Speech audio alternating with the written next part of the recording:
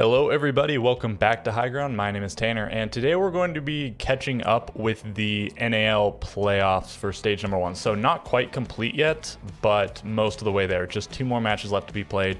That is between M80 and Dark Zero and between Space Station and Beast Coast. M80 and Dark Zero seems like it doesn't have a lot of implications, but it is for some SI points and for quite a lot of money. So if we go up here really quickly, let's take a look at that. Sonics and Oxygen, they played their LCQ seeding match for, of course, the seed, but they also played for $8,000. So we'll talk about that match in a moment. But there is a massive difference, the biggest gap of that between any placements from first to second in terms of the prize pool. You get almost twice as much money for placing first rather than second. So not only are they playing for 20 SI points, but Dark Zero versus M80 is for $32,000. So a good amount of money on the line there in that match. And as you can see, the bottom 4 have already been determined, and the top 4, this will be Dark Zero, M80 in some order, and this will be SSG, Beast Coast in some order. So one more thing, it's actually where are the standings at? They're down here. Funny enough, it's actually the top seed in the playoffs and the bottom seed in the playoffs playing for first place. So a little bit curious there. It's not quite as funny as 5th versus 6th for it or something like that, but still the very top team versus the bottom team. So Dark Zero continuing to be good from the group stage, and M80 really bouncing back from their 3 and 4 showing to make it all the way to the upper bracket final. And anyways, let's talk about the matches that have already happened in particular. And we did already discuss these 2, and I guess that's the only ones we talked about. So we have 3 additional ones to talk about, and there's also some matches going on right now, I think, for Brazil, and then Europe is in like a few days. So we'll talk about those when they're all said and done, but let's just keep track of NA as it goes. Okay, so I guess which one was first chronologically? Was it this one? This wasn't at that time. It was this one, I guess. Or no, actually it was this one. But this is the least important of the 3. Yeah, Sonics versus Oxygen. So a 2-0 victory for Oxygen, and overtime on the second map. First map not especially close. Sonics were close to taking the first map. They were up 6-5. It was a little bit of a bounce back because they went down 0-3 at the beginning, and then they managed to bring it to a 2-4 half, which is and they were attacking, which is like fine on Clubhouse, I guess. Like you definitely want at least a 3-3 half, I would think, on Clubhouse, and a 4-2 to really be happy. But 2-4 is serviceable. We've seen lots and lots and lots of defender side of Clubhouses. And yeah, then going into the second half, Oxygen takes the first round 5-2, putting the score to 5-2, which isn't great. It's looking kind of dangerous. Sonics then win 4 in a row. They bring it to match point first. Oxygen gets the next 3 in a row to close it out. 8-6 after being down 5-6. So yeah, a clean-ish 2-0 from Oxygen. Obviously, they put themselves in a little bit of a scary position on Clubhouse, but they had a whole third map to play with. I think interesting the way that map went, considering how dominant Sonics were when they played each other in the group stage. It was a 7-2 in favor of Sonics on Clubhouse. So I guess Oxygen, they just improved, but they probably gleaned some information from playing them on that particular map and getting kind of crushed. So anyways, that was that match, and we will look at the stats at the end here, but let's just talk about all of the matches first up. And then, which did I say it was this one. And then another 2-0, and wow, SSG just decimated. So sometimes these guys are really good, and sometimes they're not. But honestly, it's with what's happened here, particularly, well, only in this match, this is the only bracket match they've played so far. It makes things a little bit dubious because they were looking quite good with a few question marks because a lot of their wins were really close. They won in overtime several times. They lost one of their round 15 games, and then they got 7-0'd by Dark Zero, but then they turned that into a 7-0 against Oxygen. They get 7-0'd again. So in the same stage, they've been 7-0'd by 2 different teams on 2 different maps, and 7-3, not especially close either. And this was actually, I think this was their map, if I remember right, Space Station's map. I think they thought they could take advantage of M80 here because they saw Beast Coast handle them pretty easily. But M80, very big bounce back from the group stage. They took down Sonics, and they almost lost to Sonics. Admit it, they almost lost 2-0. But then they managed to win the first map to push to a third map, which was not close. Neither was the second map either. But anyways, you only need 2 out of the 3. And then yeah, this very dominant win over SSG. So SSG still has a chance to go straight to the major. So does Beast Coast. Loser of this will go to the LCQ. Winner of this will go to phase 1 of the major. These 2 teams both going to phase 2. And the final match, yeah, Dark Zero versus Beast Coast, the only really exciting match, I guess, because again, we had the one overtime map in Sonics versus Oxygen, but that was a 2-0. Space Station got 2-0'd by M80, And this was looking like it might be a 2-0. Dark Zero beat Beast Coast pretty handily on Theme Park 7-4. And then if I remember right, Oregon was looking kind of bad. Maybe it was back and forth. I don't remember. Maybe Dark Zero didn't have a big lead, but it wasn't looking great. It looked like Dark Zero was probably still going to win, but then Beast Coast really battles it back.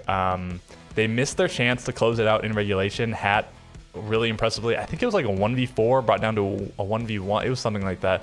Comment below if you remember what I'm talking about. And then he just barely loses the 1v1. I think it's NJR who he's running out of the basement where the bomb's planted, and then he just barely doesn't get around the corner to go to the attic or the armory stairs, and NJR just gets him and then goes and defuses the bomb. Really exciting stuff. Hat dropped 20 kills on Oregon, and then we go to Skyscraper, and well, Dark Zero takes care of business there. A couple of 7-4s, and they only fell in the one overtime game. So Beast Coast very close, and we'll see what they do against Space Station. I think Space Station's still the favorite, even though Beast Coast put up this good performance against Dark Zero. Space Station got mopped by M80.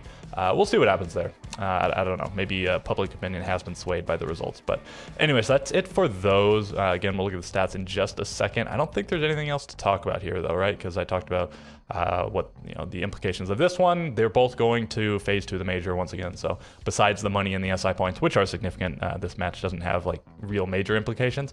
This one does. And then the LCQ. The 4 teams, they just played yesterday, and I guess I can actually look at this. Let's go to the qualifier playoff stage 1. So these teams just played yesterday. There were 8 teams, and 4 of them advanced. So these were all seeding matches. These were the 4 that actually mattered in putting you into the last chance qualifier. So it's going to be the 4 teams that won here, plus the loser of Beast Coast SSG, Oxygen, Sonics, and then Reality TV had the spot from before, but that team doesn't really exist anymore. So I don't know if the one team's just gonna like get a bye or if some team is actually filling that slot. I'm not 100% sure. We don't really know for sure. Anyways, in terms of upsets, yeah, Mirage lost to Aerial Arise. I think this is the big one because Parabellum took down their opponents, and maybe not handily, but better scoreline on both of their map wins than Orbit had on their one map win, which went max regulation. So, fine win for them. And then GGG. So is this, I don't know, does GGG stand for something? Is it Gaming Gladiators Academy or I don't know what it is. But anyways, I guess it's Spirits, Zeno, Melted, Mohesi, and Kool-Aid, all players with Pro League experience. So I think it makes sense that they made it all the way through. I'll show you really briefly all the teams. Mirage, Parabellum, but we got Wildcard Aces, Lycus Empire, Orbit, Aerial Rise, and Karn & Co.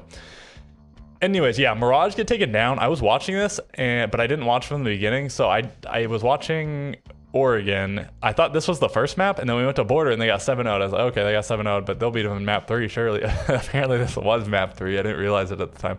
And yeah, Mirage not going to the LCQ. And then I think this one makes sense. This one definitely makes sense. And yeah, the rest I don't think were really big surprises. Maybe you thought Parabellum would take down GGG, but I think that was I think GGG, you had to give them the favorite status there, even if they're not the Pro League team, just based on who's on the team and what they've done before. Anyways, and then Karn & Co gets taken down by Aerial Arise. I think Parabellum in this game didn't have Skies though. Vivid had to sub in, and I think Karn & Co didn't have Karn, and they had somebody sub in, if I remember right. So, maybe those losses do make a little bit more sense in that context. And then Karn & Co just forfeit here. So Parabellum gets the 3rd seed, Karn & Co get the 4th seed. And I don't think LCQ has been set up just yet. It hadn't last time I checked this. Did they set up the seat? No, okay.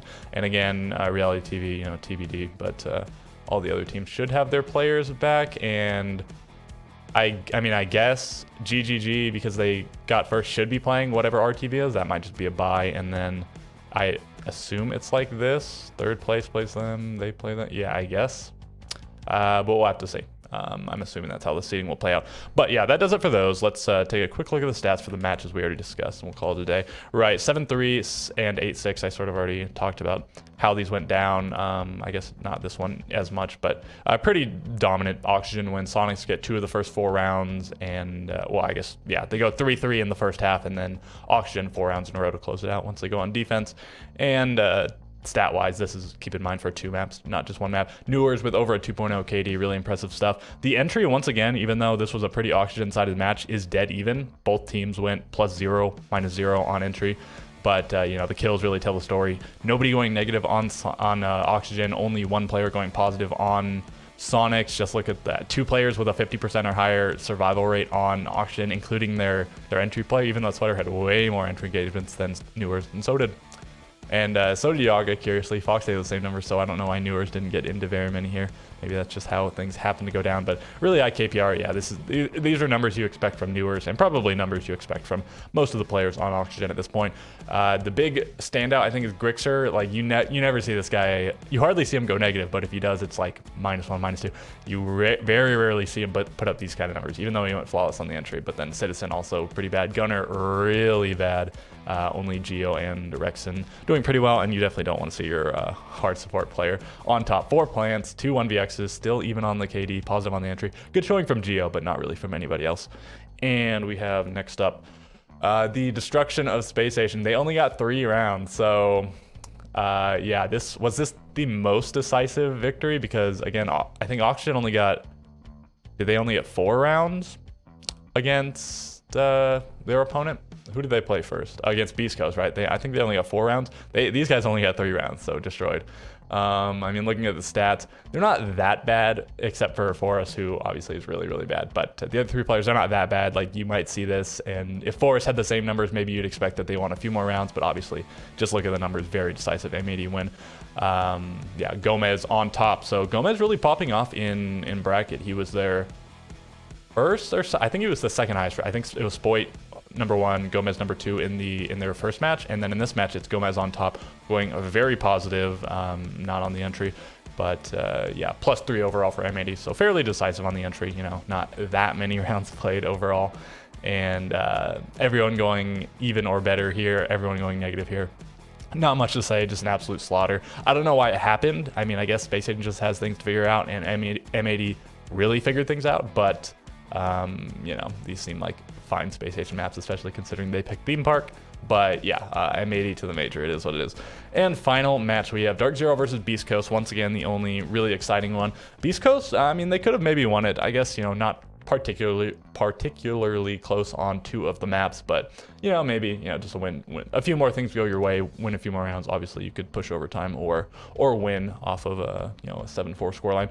Pambazoo, the big performer here, and NJR, not as impressive as he's been, but still a good showing. Achieved one of the better showings from him, only +2, but still much better numbers than he's put up previously. Gaveni, the one struggling here, but didn't matter too much. He had one really crazy clutch. It was on Oregon, and I guess they went on to lose that map anyways, but really impressive 1v2 that could have definitely been played better by Beast Coast. One of their players, that it might have been Doc, was playing pretty passively when they probably should have just double swung. But anyways, good stuff from Gaveni.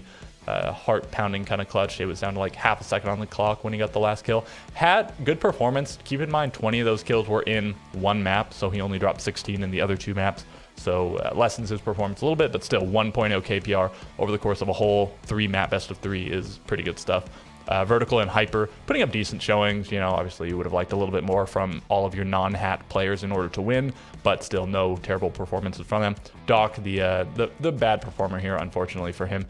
These are the 2 support players, so I think they make sense to be on the bottom, but still, I mean, with how the team has played before, you know, probably you would have liked to have seen a little bit more out of Mr. B, and especially Doc, right? Mr. B 5-3 on the entry, funnily enough, but okay, I think that does it, right? I guess we're almost at 15 minutes anyways. I didn't really plan to talk about the qualifier stuff beforehand, but I did. So yeah, not much else to say. Leave me a comment, leave me a like, leave me a subscription, and with all of that being said, catch you guys in the next video.